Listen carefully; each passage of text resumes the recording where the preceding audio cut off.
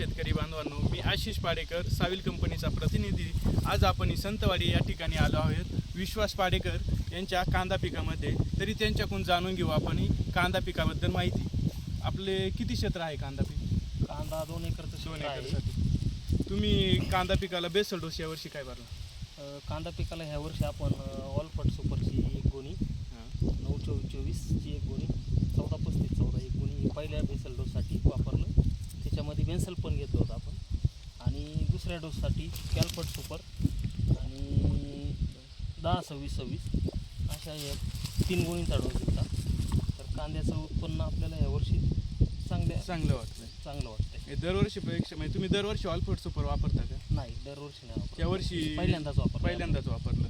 आपण कुठून आणलं ही सगळी औषधं समृद्धी कृषी भांडार आळेफाटा यांच्या मार्फत आपल्याला ही उपलब्ध झाली। कसं वाटतं तुम्हाला दरवर्षीपेक्षा यावर्षी कांद्याच्या उत्पन्नामध्ये कसा बदल वाटतो? 20 ते 25% वाढ आहे। कांद्याची साईज पण चांगली झालेली आणि पीक 90 ते 95 दिवसाचं होऊन सुद्धा काळोखी पातींची संख्या हे सर्व टिकून आहे। तुम्ही शेतकऱ्यांना काय मार्गदर्शन कराल?